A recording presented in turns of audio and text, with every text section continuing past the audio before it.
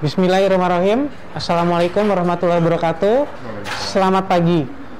Selamat datang kembali pada acara Muardi Wae. Pada kesempatan kali ini saya sudah bersama seorang dokter spesialis ortopedi, Dr. Bayu Jiwandono, spesialis ortopedi. Selamat pagi, Dr. Bayu. Selamat pagi, Dr. Sandi. Nah, Sobat Muardi Wae, pada kesempatan ini apa sih yang mau kita bicarakan tentang topik ortopedi nih? Karena identik nih, Dr. Bayu. Patah tulang, mungkin kecelakaan, urusannya sama dokter ortopedi. Tetapi topik kita kali ini panjang nih, minimal invasive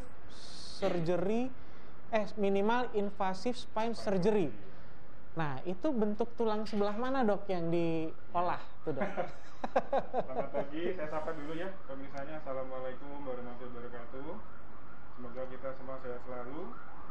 Jadi izinkan saya memperkenalkan diri. Nama saya Bayu Sakti Jiwandono. Saya dokter spesialis ortopedi di Rumah Sakit Muardi. Mungkin sebelum kita membahas lebih dalam, Dok, mungkin saya perlu menjelaskan dulu kepada pemirsa ortopedi itu apa. Karena mungkin sebagian orang bila mendengar kata-kata ortopedi itu yang terbayang mungkin patah tulang, mungkin peninggi badan, itu kan sebenarnya kurang tepat. Jadi ortopedi itu adalah suatu cabang dari ilmu kedokteran yang mana kami menangani segala sesuatu problem yang terkait dengan sistem gerak. Artinya tidak hanya patah tulang, dan organ yang kita tangani itu mulai dari tulang leher, tulang punggung sampai dengan tulang boyok, dan juga anggota gerak atas dan bawah. Itu merupakan bagian dari ortopedi. Lalu bila kita jabarkan lagi untuk tulang belakang, itu bagiannya adalah bagian salah satu sub dari ortopedi, yaitu bagian spine atau tulang belakang. Juga nanti juga terkait juga operasi-operasi atau tindakan penggantian sendi, baik mulai dari sendi bahu, sendi siku, lutut sampai dengan sendi panggul, itu juga termasuk dalam bidang ortopedi. Lalu selain itu juga ada ortopedi yang menangani kasus-kasus anak-anak, dokter, itu bagian subpediatri. Contohnya misalkan pada kasus bayi-bayi yang baru lahir dengan kaki yang tengkor atau tertepuk ke arah dalam, itu juga merupakan bidang dari ortopedi subpediatri. Lalu juga ada kasus-kasus keganasan atau benjolan ataupun tumor-tumor pada tulang, itu juga merupakan bagian dari ortopedi subonkologi. Baik, lalu, ternyata ya, banyak sekali. Banyak ya, Dok, ya? Iya. Apalagi, sisa apa lagi nih, Dok?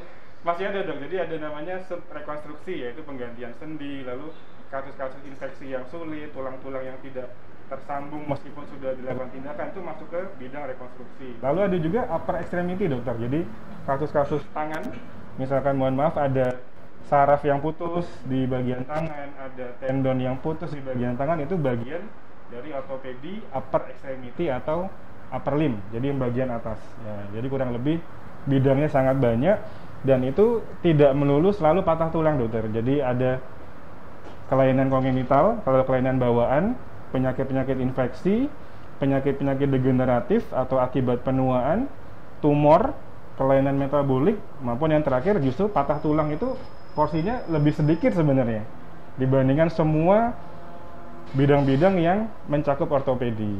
Kira-kira seperti itu, dokter. Baik, dan ternyata lagi-lagi ya, orang sering sering membicarakan saya ke dokter ortopedi karena patah tulang. Berarti ortopedi tidak hanya menangani masalah-masalah patah tulang. Betul. Ternyata sangat kompleks, sangat ya, Dok. Banyak, dokter. Yang melibatkan semua sistem anggota gerak. Anggota gerak, betul. Dok, kalau kita bicara tentang minimal invasive spine surgery, baik, sesuai judul nih, Dok. Sebenarnya itu apa sih, Dok? Definisinya MISS, Dok? Ya, MISS atau minimal invasive surgery itu adalah suatu metode operasi yang saat ini sedang trending, dokter.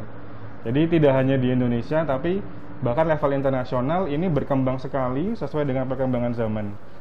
Nah, ini kebetulan saya bawa ini, Dok. Ada mainan sedikit, mungkin terlihat ya. Ini adalah manekin tulang belakang bagian leher. Nah, pemirsa bisa lihat, ini ada 7 tulang bagian leher, dokter. Lalu yang kuning ini, mohon maaf saya posisikan begini, ini adalah saraf pusat kita. Ini terbungkus oleh tulang di sekitarnya ya. Lalu yang bagian seperti serabut ini adalah dia sudah berubah menjadi saraf tepi. Lalu yang berwarna merah ini adalah pembuluh darah. Nah, ini yang ingin saya contohkan ini. Di depan ada yang berwarna biru. Biru muda ini adalah bantalan sendi. Nah, sebenarnya untuk operasi spine itu kita sudah melakukan sudah sejak lama dokter di Indonesia. Tapi memang untuk yang minimal invasif ini sedang sangat berkembang. Dan kita juga mungkin perlu bijaksana juga dalam melihat perkembangan zaman ya. Artinya kita tidak bisa menafikan perkembangan zaman, tapi juga tidak bisa terlalu mengagung-agungkan. Artinya bukan berarti operasi yang kita kerjakan dengan cara terbuka atau konvensional itu lebih buruk, tidak seperti itu. Karena masing-masing bidang yang open surgery, mohon maaf ini saya contohkan ya, untuk open surgery itu ini adalah tulang belakang bagian belakang. Ini bagian depan. Nah, bila kita mengerjakan kasus open surgery itu kurang lebih ini nggak bisa dibayangkan, di bagian sini adalah bagian kulit leher, itu kita lakukan insisi atau kita lakukan pembelahan lalu kita buka. Artinya otot-otot di sekitar leher ini juga akan tertarik ke samping ke pinggir, dan di situ memang salah satu kelebihan dari minimal invasif itu kita tidak perlu melakukan sayatan yang terlalu besar. Mungkin hanya perlu kita dengan menggunakan jarum. Mohon maaf, ini adalah contoh asli dari jarum yang kita gunakan untuk melakukan tindakan-tindakan minimal invasif. Jadi jarumnya ini bisa kita arahkan dari depan atau kita arahkan dari belakang. Artinya kita tidak melakukan insisi yang besar. Tetapi kita juga harus bijaksana dalam melihat suatu metode. Artinya tidak semua bisa kita tangani dengan cara minimal invasif dokter. Karena terkadang karena keterbatasan minimal invasif itu kita terkadang kasus-kasus tertentu seperti patah tulang di bagian leher ataupun ada tumor di bagian leher yang akan sangat sulit atau bahkan hampir tidak bisa kita tangani dengan minimal invasif. Jadi kita harus melakukan insisi. Nah, saya contohkan yang bisa kita, salah satu yang bisa kita lakukan di Rumah Sakit Muardi itu kita dapat melihat di sini adalah bantalan sendi dokter. Bantalan di antara dua ruas tulang atau diskus intervertebralis. Seringkali pada pasien-pasien yang usianya sudah cukup lanjut mengalami proses degeneratif atau penuaan, bantalan ini dia akan lari ke belakang dokter. Mohon maaf saya copot. Nah, dia akan lari ke belakang sehingga dia akan mendesak ini sumsum tulang belakangnya. Sehingga bikin nyeri. Sehingga akan menyebabkan nyeri satu, yang kedua terkadang bila kondisinya sudah sangat berat itu bisa menyebabkan kelumpuhan atau mungkin belum sampai dengan lumpuh tapi kekuatan motoriknya berkurang. Misal tangannya untuk menggenggam agak sulit, untuk menekuk agak sulit. Nah, itu merupakan salah satu kesempatan bagi kita untuk bisa melakukan tindakan minimal invasif di situ. Jadi dengan menggunakan alat dari depan ataupun belakang, kita bisa menggunakan teropong, ada kameranya, dan kita akan mengambil bantalan sendi ini. Akan kita ambil dengan diharapkan bantalan sendi ini kita ambil akan mengurangi tekanan pada saraf tulang belakang. Itu salah satu contohnya dokter, meskipun sangat banyak sekali teknologi minimal invasif ini yang bisa kita terapkan. Lalu misalkan pada saat penyakit-penyakit yang masih awal dokter, jadi mungkin diskus atau bantalan ini belum sampai lari ke belakang tapi sudah menyebabkan suatu gambaran degeneratif, kita bisa menggunakan ini dok. Jadi jarum ini kita masukkan, kita tuju ke bagian diskus ini, lalu kita tembak dengan laser dokter. Lasernya laser asli dok, bukan laser yang itu ya. Lasernya memang benar-benar laser. Kenapa kok ditembak laser? Karena dengan kita melakukan tembakan laser pada diskus ini, itu kandungan H2O atau airnya akan keluar dok. H2O nya akan keluar, otomatis tekanan di diskus ini akan menurun. Diharapkan akan mengurangi nyeri dan mengurangi ukuran dari bantalan sendi yang lari ke belakang atau yang berpindah tidak pada tempatnya. Kira-kira seperti itu. Nah, dan apa namanya dok? Kalau tadi dokter bilang tindakan tersebut kan diskusnya kita ambil nih dok. betul. Apakah kemudian ada Pengganti? Iya, pengganti. Ya, ada dokter. Jadi untuk pengambilan diskus atau kita menyebutnya disektomi ya, dia diambil dan dibuang karena itu merupakan suatu patologi atau penyakit. Pada beberapa kasus cukup kita ambil aja dok, karena misalkan dia ukurannya masih kecil dan kalaupun kita ambil dia tidak mempengaruhi stabilitas. Karena kan kita kalau di ortopedi itu menganggap diskus atau bantalan sendi itu adalah salah satu komponen penting untuk stabilitas sendi di tulang belakang. sekiranya ukurannya masih kecil dan tidak mengganggu, cukup kita ambil saja. Tapi kalau ternyata harus diambil utuh, disektominya satu ruas ini kita ambil penuh, artinya harus ada sesuatu untuk mengganjal. Nah, disitulah peranan implan yang bernama cage, dokter. Jadi dari bahan titanium bisa, dari bahan hidroksi apatit bisa, seperti tulang sintetik. Setelah kita ambil, kita kerok sampai bersih, lalu kita tanam di situ. Selain kita tanam, juga kita lakukan pemasangan bone graft atau cangkok tulang. Dari mana, dok? Sumbernya, ada yang sintetik, ada yang dari tubuh pasien itu sendiri, dok. Jadi kalau yang sintetik itu dari bahan buatan, kalau yang alami dari dirinya sendiri. Kita bisa mengambil itu dari tulang panggul, dokter. Nggak apa-apa tuh, dok, diambil sedikit? Kalau dikit nggak apa-apa. Nah, masing-masing ada keuntungannya. Umumnya kalau kita ambil sendiri dari tubuh pasien itu, tubuh lebih cepat untuk mengabsorpsi. Jadi diharapkan dengan diskusnya sudah kita buang, kita ganjal, kita kasih cangkok tulang, harapannya ruas tulangnya menjadi satu, dok. Walaupun dengan usia rata-rata, pastikan ini adalah usia tua. Iya. Yang pasti masyarakat awam sering mengaitkan dengan tulangnya rapuh, kalsiumnya kurang. Betul. Itu masih bisa, dok? Masih bisa.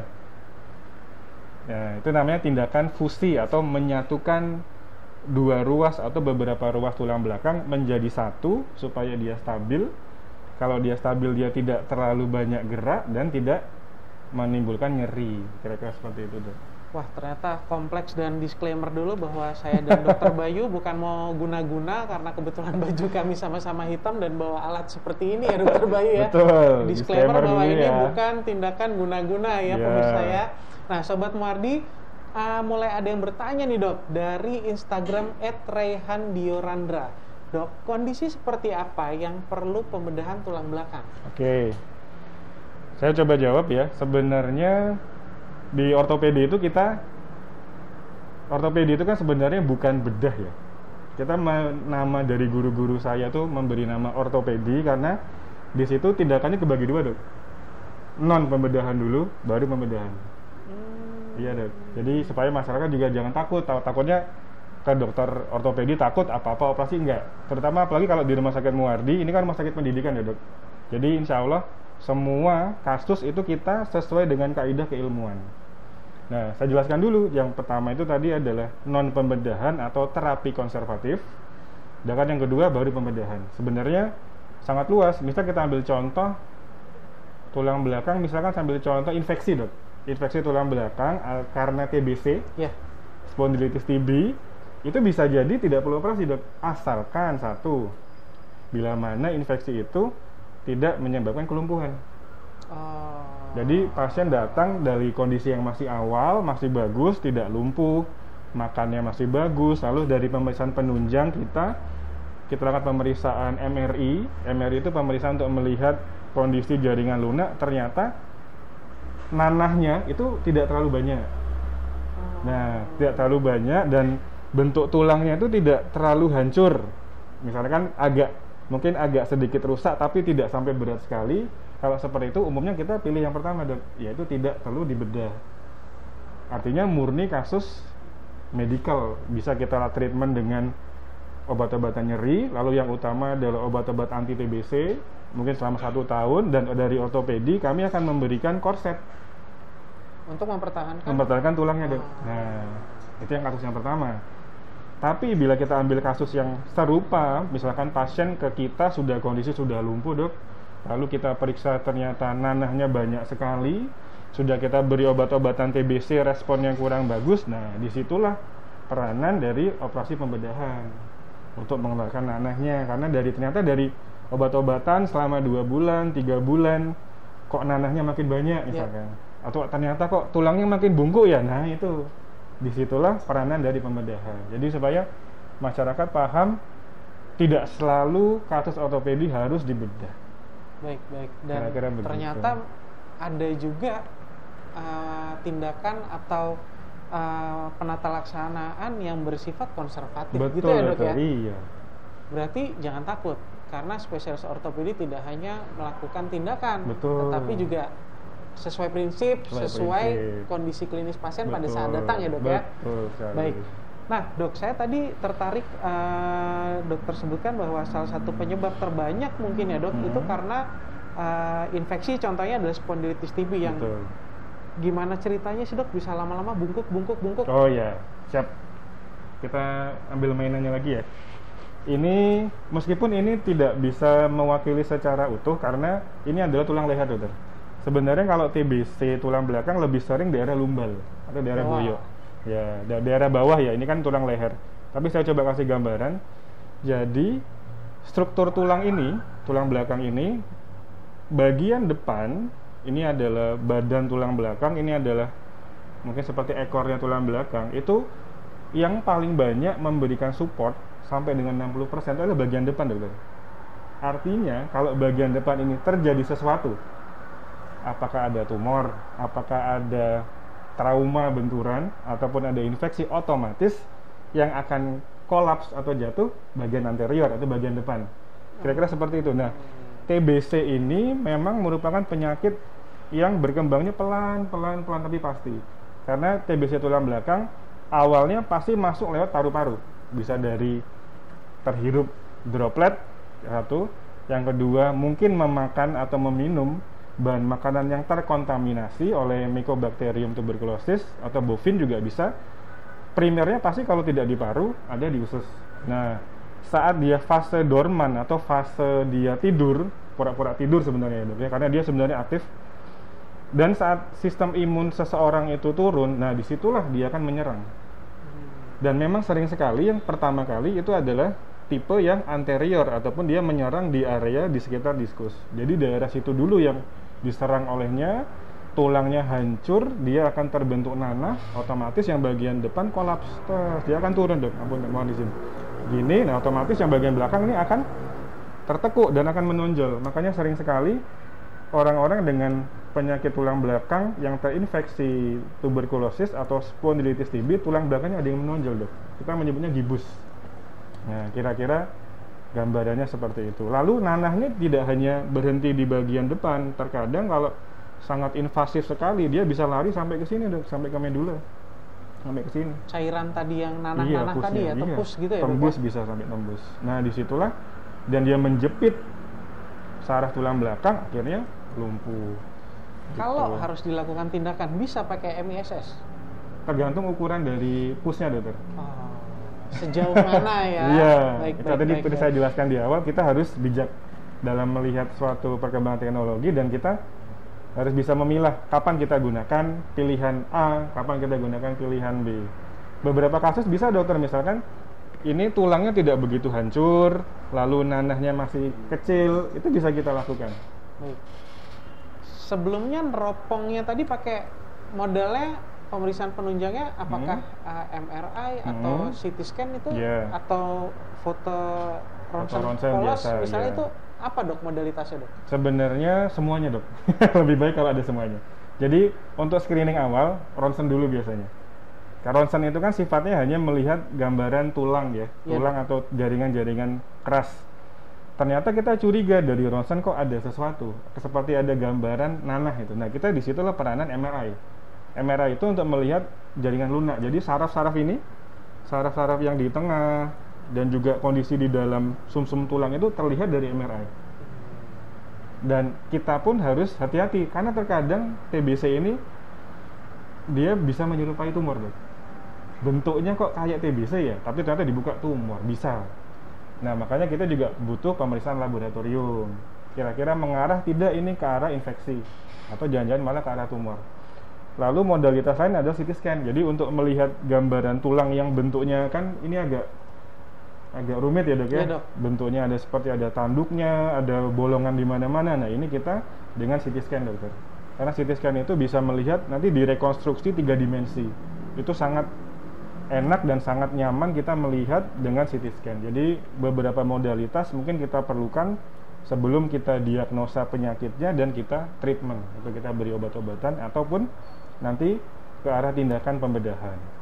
Baik, wah jelas banget dan ternyata pemeriksaan yang harus dilakukan menjelang tindakan ortopedi tadi ya, dok ya, itu butuh macam-macam pencitraan atau Betul. mungkin tergantung indikasinya ya dok. Iya. Berarti kalau sobat Muardiwae mungkin ingin melakukan tindakan ortopedi, kok kemarin udah di ronsen, kok sekarang di MRI lagi, dan kok sekarang malah di CT scan. Jangan lupa kalau ada kesempatan bertanya, silakan bertanya ya dok. Betul. Karena tindakan itu ternyata punya tujuannya masing-masing ya dok ya. Tindakan pemeriksaan penunjang. Oke, baik dok. Kita beralih ke Facebook. Ada pertanyaan dari Mama Akbar, Mama Vina. Pagi dok, apakah suntik steroid untuk plantar fasciitis bisa dilakukan oleh dokter umum? Dan apakah patah pangkal sendi humerus bisa menyebabkan dislokasi sendi beberapa tahun setelahnya? Terima kasih, kayak soal OSCE ini. Wah iya, soal kasus ya. Berarti 2 pertanyaan ya dok ya? 2 pertanyaan. Yang Ya. tadi suntik steroid di plantar fasciitis, Ya. apakah bisa dilakukan dokter umum?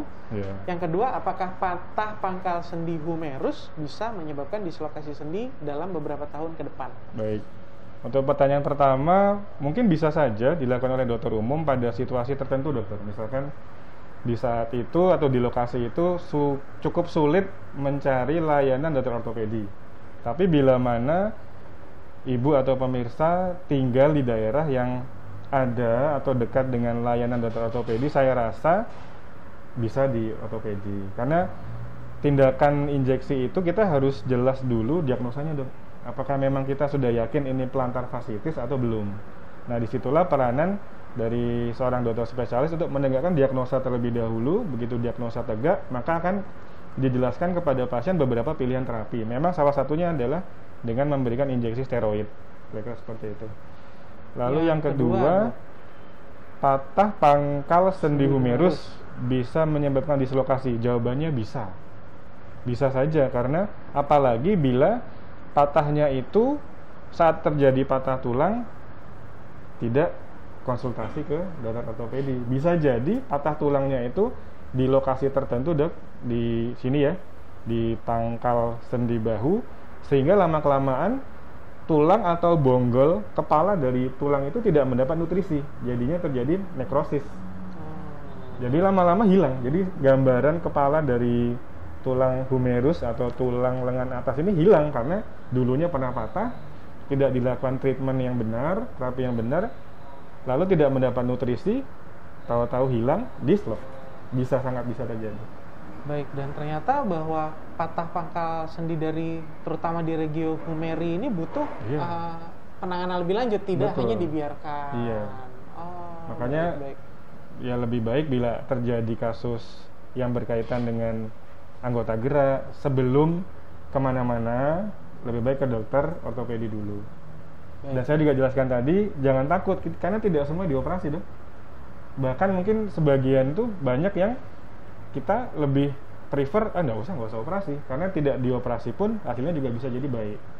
Asalkan yang penting kita berkomunikasi yang baik. Dan kalau saya pribadi dan senior saya di sini juga pasti memberikan keputusan itu tergantung dari pasien. Artinya kita memberikan option aja, pilihan 1, 2, 3, nanti kita kembalikan kepada pasien memilih yang mana. Sambil kita jelaskan dok, yang nomor 1 kan pasti ada untung dan kurangnya, nomor 2 ada untung dan resikonya kan pasti kita jelaskan. Jadi tinggal pasien merasa nyaman yang mana, memilih yang mana.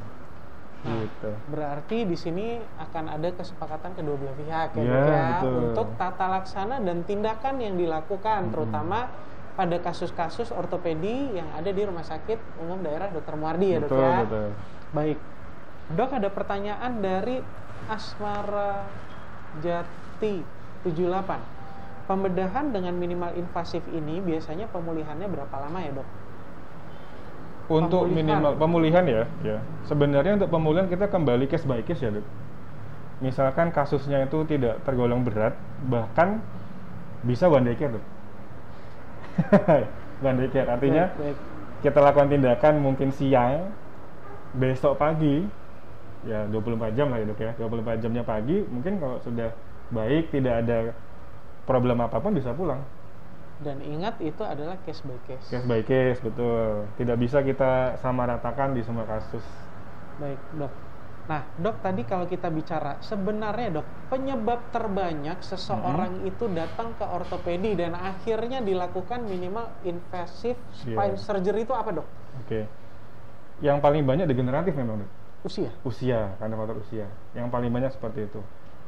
Nah, usia ini kita bagi dua juga. Ada yang karena usia itu sendi-sendinya mengalami penuaan dan bantalannya ini rusak, satu. Yang kedua, sering terjadi pada wanita dok, usia menopause. Oh, osteoporosis. Iya, terjadi osteoporosis itu. Jadi sebenarnya beliau atau orang-orang tua itu tidak jatuh sebenarnya mungkin. Tapi karena osteoporosisnya berat sekali, kalsium yang di tulang ini sudah ditarik semua ke darah dan dari intake pun nggak masuk kalsium. Ini kan keropos dok. Itu lama-lama gepeng. Tahu-tahu gepeng sendiri aja. Toh beliau pasiennya merasakan sakit. Begitu di ronsen, ternyata banyak ruas yang udah langsung rusak. Bisa 3 atau 4 ruas sekaligus. Bisa seperti itu. Berarti keluarannya nyeri. Awalnya dari nyeri nih dok? Dari nyeri. Baik. Dan ternyata wanita ini rawan, terutama di usia sudah menopause tadi ya dok? Baik. Ternyata terbanyak tadi adalah degeneratif, mungkin sisa-sisanya antara trauma dan keganasan mungkin ya dok ya? Keganasan juga bisa. Nah dok, kalau misalnya orang nih dok, saya ketemu pasien misalnya, seorang pasien mengeluh ya di salah satu anggota geraknya lah ya dok ya bermasalah. Sebenarnya keluhan apa nih dok pada saat awal yang harus diidentifikasi oleh pasien? Saya harus segera pergi ke dokter ortopedi dok, terutama kaitannya sama MIS tadi dok, MISS. Bila kita membahas kasus ortopedi tulang belakang, ada istilahnya itu bendera merah dok, refleks. Misalkan nyeri boyok ya, mungkin sebagian kita pasti pernah nyeri boyok, mungkin kecapean, mungkin habis olahraga. Tapi ada beberapa kasus nyeri yang tidak umum. Contoh satu, nyeri itu saat malam hari semakin berat, bahkan sampai bangun. Nah yang kedua, selain nyeri, ada keluhan demam. Mungkin demamnya nggak langsung tinggi, tapi demamnya itu lama, selama berminggu-minggu. Kalau malam anget, pagi sudah hilang, itu termasuk. Ketiga, berat badan turun drastis tanpa diet dok. Tahu-tahu kok kurus ya, nimbang kok tahu-tahu turun 10 kilo dalam sebulan, dan pasien pun tidak sengaja, artinya bukan karena lagi nge-gym atau defisit kalori, enggak, memang nggak sengaja, tahu-tahu kok kurus. Nah itu harus hati-hati. Yang keempat, bila mana ada nyeri punggung, lalu ada kelemahan, kok lama-lama kakinya agak berat, kok makin lama kesemutan makin nggak enak, nah itu harus hati-hati. Sesepele kesemutan ya dok? Ya, tapi orang bukan kan karena menganggapnya ini kan kesemutan aja nih. Ya, tapi kesemutannya bukan lagi duduk bersila pas Jumatan itu biasa. Karena berat badan. Nah dok, biasa, itu. Baik, kalau tadi dokter sebutkan bahwa salah satu gejalanya bisa kesemutan atau mungkin nyeri ya dok. Spesifik nggak sih dok sampai kalau tadi dokter juga nyebutkan bungkuk sampai bungkuk, kemudian mungkin pada beberapa kasus yang kita lihat pernah sampai tidak bisa berjalan nih dok. Iya, betul sekali. Kenapa dok? Ya. Jadi sebenarnya kalau tidak bisa berjalannya akut, itu lebih sering kasus trauma dok. Misalkan mohon maaf lagi berkendara, mengalami kecelakaan, jatuh, tidak bisa bergerak, itu sangat mungkin karena trauma. Tapi bila tidak bisa berjalannya itu terjadi 2 bulan perlahan-lahan, itu kita cenderung ke arah infeksi bisa atau malah tumor dok. Baik dok. Jadi pesannya adalah ada gejala apapun jangan dianggap remeh. Daripada nanti terjadi perburukan atau sesuatu, tidak ada salahnya untuk berkonsultasi terlebih dahulu. Kira-kira seperti itu. Baik, intinya adalah begitu terjadi kecelakaan atau tidak nyaman pada salah satu anggota gerak yang sudah berlangsung pada jangka waktu lama, itu segera datang ke spesialis ortopedi. Jangan lupa setiap hari Senin sampai Jumat di Polipavilion maupun Polireguler RSUD Dr. Mardi bisa ketemu sama Dr. Bayu spesialis ortopedi dan tim. Betul. Ya dok ya. Iya. Terutama kaitannya sama tulang belakang, ya, dok ya. Nah dok, ada pertanyaan lagi dari Mas Joko. Dok, untuk patah tulang, apakah mungkin menggunakan metode ini? Baik, saya jawab ya dok. Untuk patah tulang tertentu bisa dok. Yaitu patah tulang yang karena osteoporosis. Nah, kita ambil contoh, misalkan terjadi patah tulang ini tapi leher ya, tapi kita anggap aja ini adalah tulang boyok. Atau ya di tulang boyok terjadi patah tulang, tulangnya gepeng, mengecil karena osteoporosis. Kalau osteoporosis itu, mohon maaf, kita lakukan tata laksana yang biasa kan, kita melakukan pemasangan implan, Dok, seperti skrup. Itu susah sekali, Dok, karena tulangnya sudah sangat rapuh. Bisa jadi kita pasang skrup atau implan itu copot, Dok, karena tulangnya ini sudah sedemikian rapuh. Nah, itu kita bisa dengan cara ini, yaitu tulang yang tadi yang patah, kita gunakan jarum khusus, jarum trokar, kita kerjakan di ruang operasi, Dok, dengan bantuan siam itu image, jadi seperti ronsen tapi yang portable. Kita tujukan jarum kita ini ke tulang belakang yang patah tadi, lalu kita kembangkan dengan balon, Dok, namanya ballooning kyphoplasty. Mungkin mirip seperti balon-balon yang digunakan teman-teman di kardio untuk membuka pembuluh darah. Nah, tapi ini balonnya lebih besar, lebih kuat untuk membuka tulangnya, Dok. Yang gepeng tadi dengan jarum ini masuk, dikembangkan. Begitu posisinya sudah di tempat yang kita inginkan, sudah terbuka, kita masukkan bon semen, Dokter. Seperti semen. Bukan semen buat nambal bijian, Dok. Iya, beda. Benar-benar seperti semen. Tapi semennya itu untuk medis, ya bentuknya bubuk, nanti kita aduk, kita campur dengan cairannya khusus, yang kita suntikan di sini. Lama-lama keras, Dok. Itu salah satu peranan ini, minimal invasive surgery pada patah tulang yang karena osteoporosis. Baik.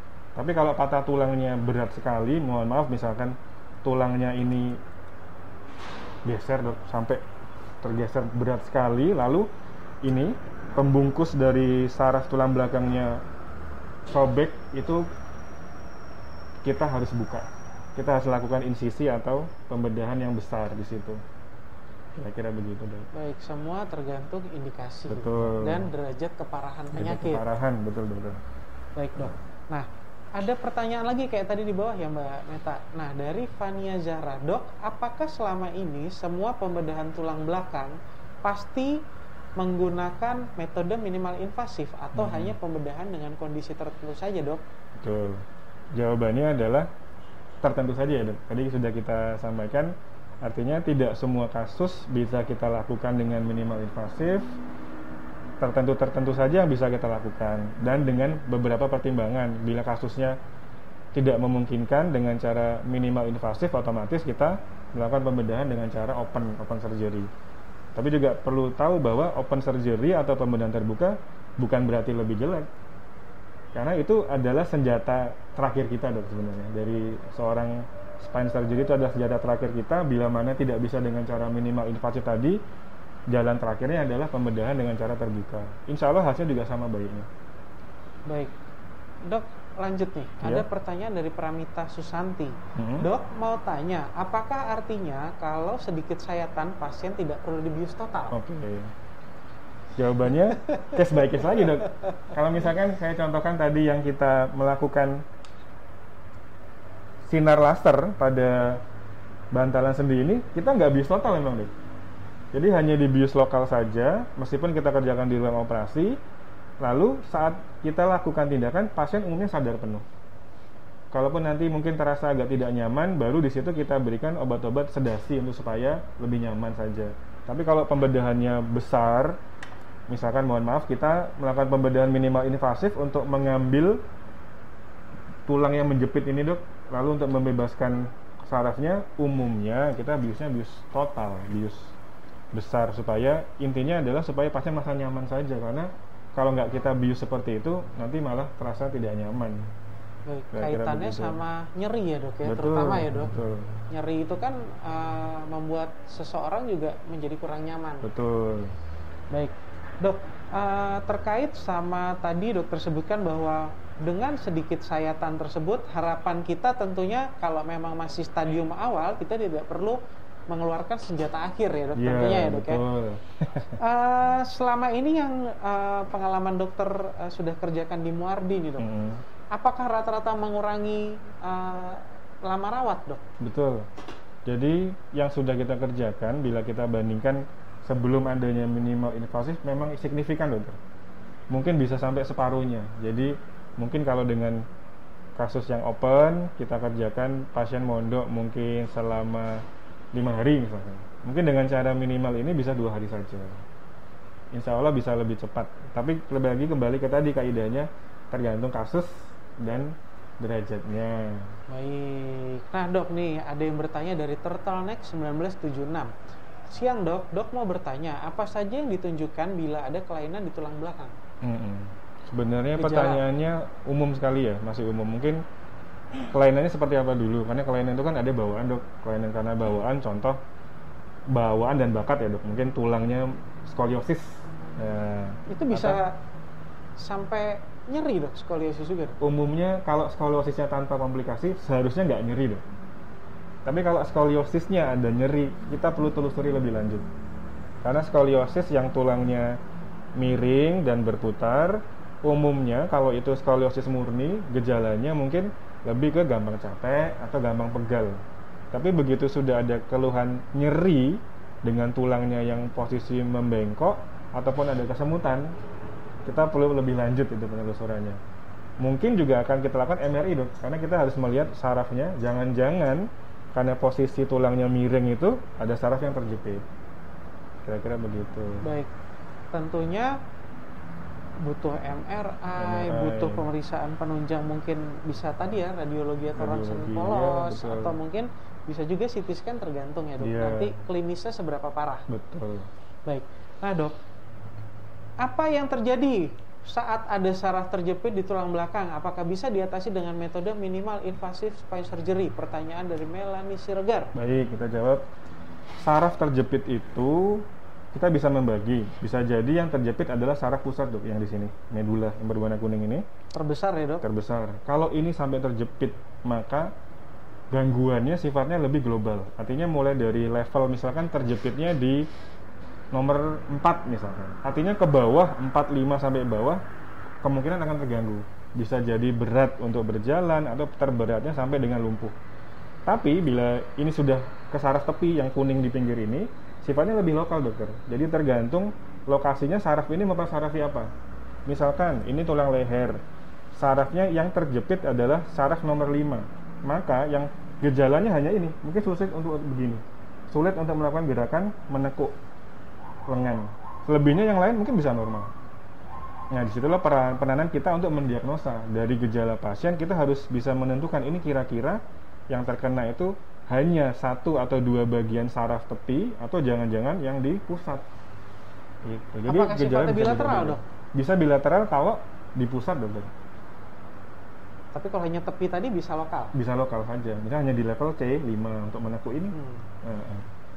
Kira-kira begitu. Intinya kalaupun ada keluhan kesemutan yang tidak hilang-hilang, itu harus mulai curiga juga dok, karena jepitan yang ringan pertama kali pasti kesemutan dulu sebelum terjadi sesuatu yang lebih berat misalkan.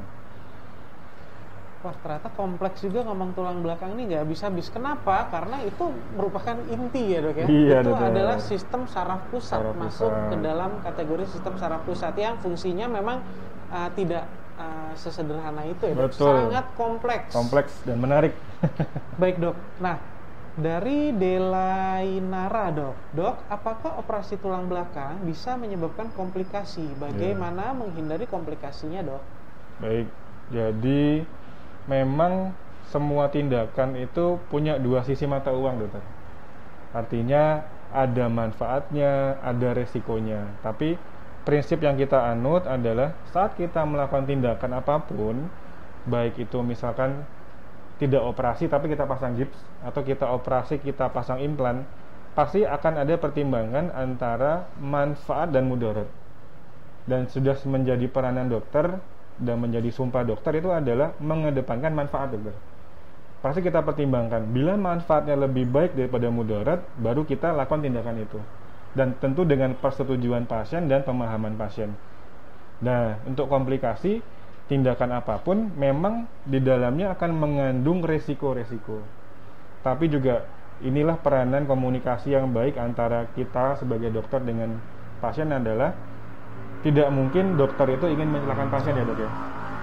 Tindakan apapun itu sudah pasti untuk kebaikan pasien itu sendiri.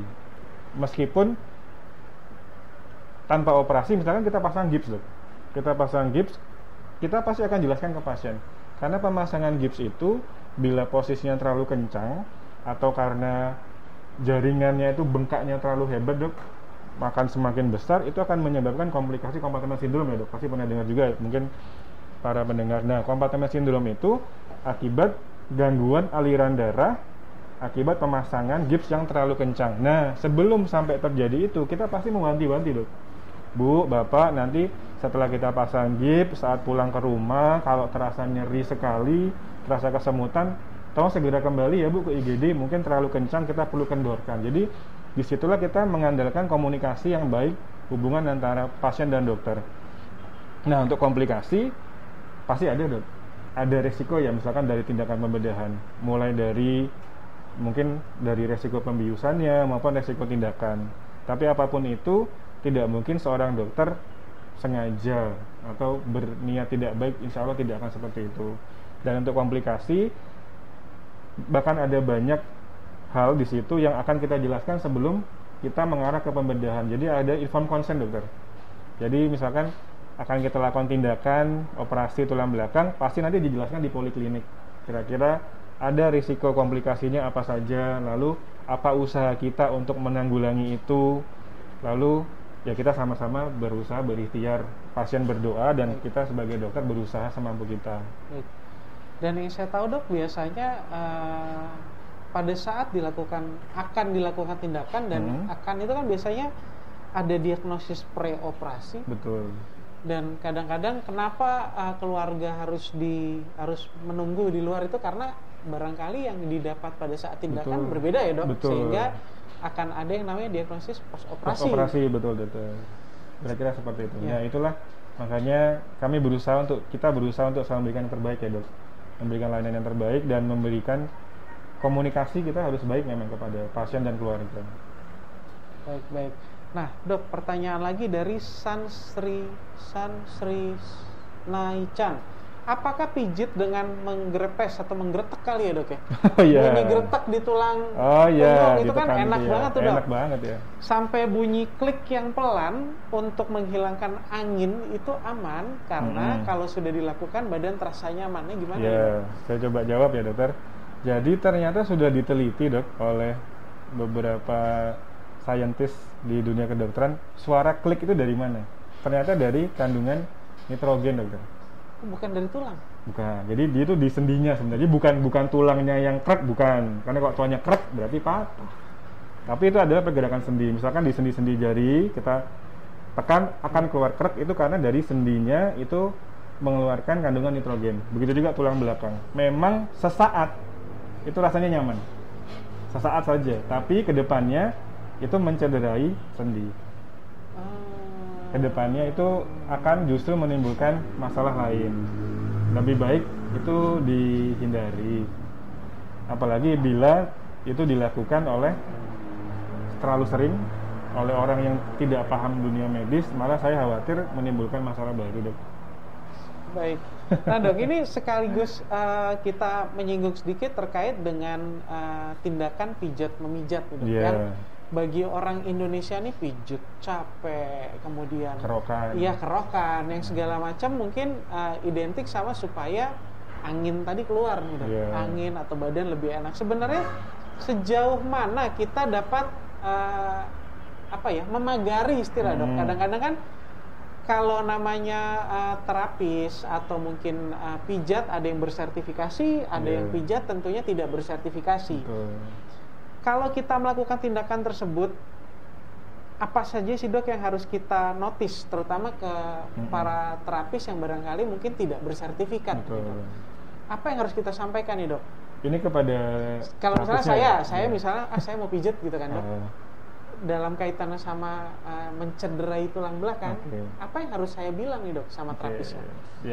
Sebenarnya bila kita ada keluhan apapun tuh ya dok, misalkan punggungnya capek atau ada rasa nyeri, sebenarnya kembali ke titik awal, kita harus tahu dulu apakah ini nyerinya nyeri yang tidak perlu dikhawatirkan atau justru nyeri yang perlu kita khawatirkan. Kembali ke yang bendera merah tadi saya bilang, apakah ada penurunan berat badan, apakah disertai lumpuh atau anggota gerak jadi sulit bergerak, apakah disertai dengan demam, penurunan berat badan, kembali ke situ dulu kaidahnya. Bila ternyata sudah kita singkirkan, oh ternyata ini nyerinya dari otot, mungkin karena kelelahan, itu boleh dok, silakan dilakukan pijat relaksasi tapi dengan kaidah yang baik. Tapi yang saya khawatirkan bila ternyata dari 5 bendera merah ini terpenuhi semua, artinya kita harus investigasi ini kan penyebabnya, apakah infeksi, apakah tumor. Ternyata hanya dipijit-pijit terus, akhirnya penyakitnya tidak ketahuan dari awal, malah jadi seperti bola salju, makin lama makin hari makin berat, makin berbahaya. Kira-kira begitu. Baik, kalau sudah berulang segera datang ke Poli Ortopedi RSUD Dr. Muardi. Nah ini dok, ini ada pertanyaan dari Megastianti. Izin bertanya dok, kalau masih muda tapi sering sakit punggung, pilihan terapinya apa ya dok? Jawabannya adalah kita temukan dulu penyebab nyerinya dok. Kalau usia muda sebenarnya agak jarang karena sesuatu yang bersifat misalkan ke arah tumor, itu agak jarang secara hitungan epidemiologi atau ya statistik lah mungkin ya. Tapi untuk usia muda saat-saat ini terjadi perkembangan di mana degeneratif itu semakin awal dok. Jadi bantalan-bantalan sendi ini yang mungkin baru kita temui itu problemnya di usia 60, sekarang ini beberapa yang saya temukan juga usia 20 juga ada dok. Meskipun dengan berbagai macam tingkatan, artinya masih ringan, mungkin agak sedang. Bisa jadi penyebabnya mungkin dulu pernah jatuh, tapi saat itu baik-baik aja saat itu, lalu berkembang dengan waktu karena aktivitas berulang, mungkin karena olahraganya atau apa, jadi makin memburuk juga bisa. Jadi intinya kembali ke diagnosanya dulu.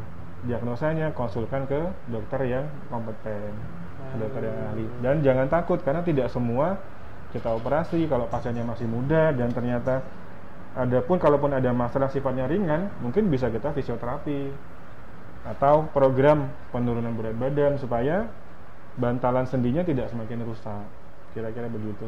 Baik, ternyata juga dibutuhkan kerjasama dengan bagian rehabilitasi betul, medik ya dok ya. Itu sahabat karib kita. Bukan berarti kalau dikonsulkan tadi penyakitnya memberat atau bagaimana, tetapi tentunya dalam tata laksana yang lebih istilahnya komprehensif ya, komprehensif. Dok, ya? Menyeluruh, betul.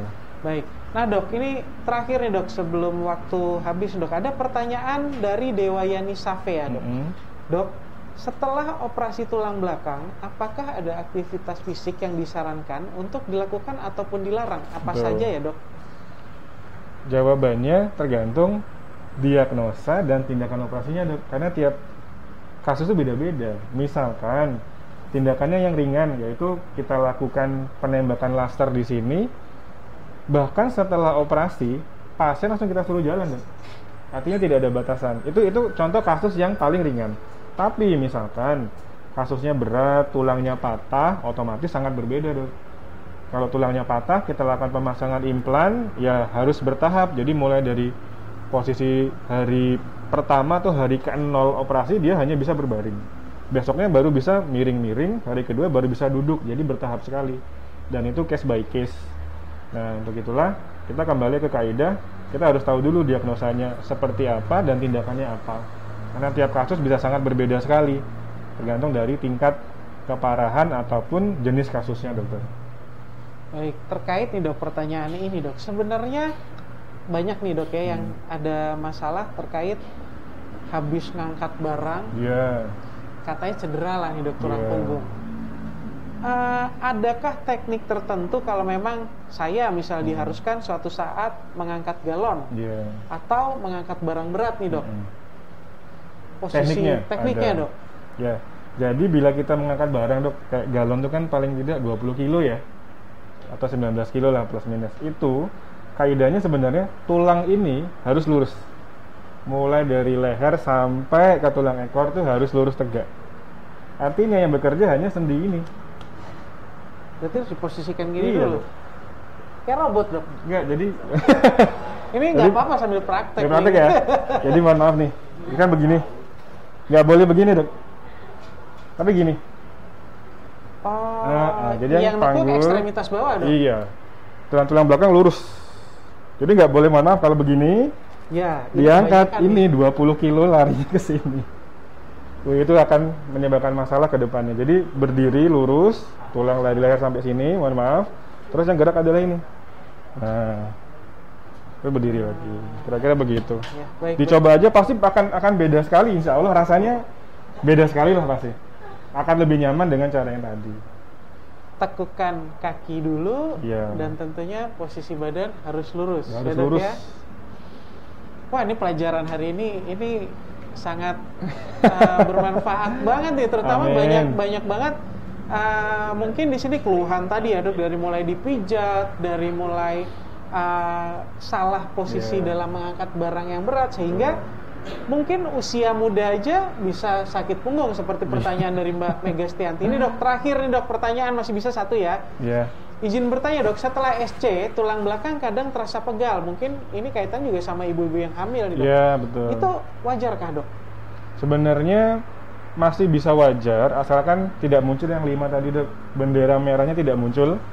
Lalu kan sebenarnya gini, secara fisiologis ataupun normalnya orang hamil perutnya membesar dengan menambah beban mungkin sampai 20 kilo, otomatis tulang belakang akan terbebani.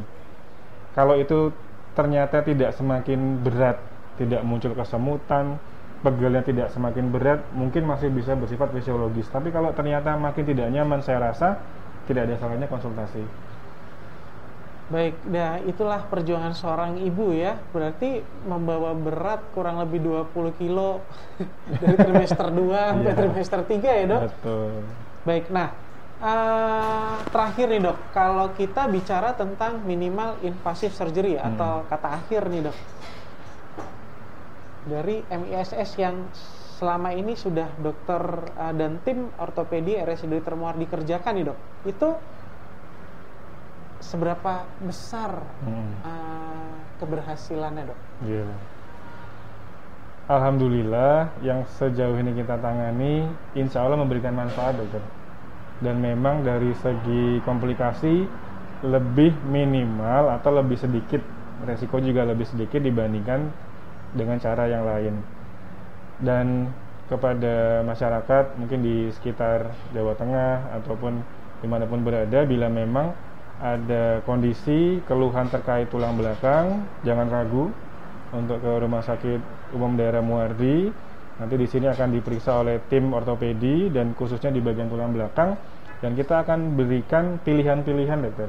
Kita akan jelaskan tentang penyakitnya seperti apa dan akan kita berikan pilihan, option, dan nanti yang menentukan sesuai dengan keinginan pasien sendiri. Jadi, dan jangan takut apa-apa semua kita operasi, karena tidak seperti itu.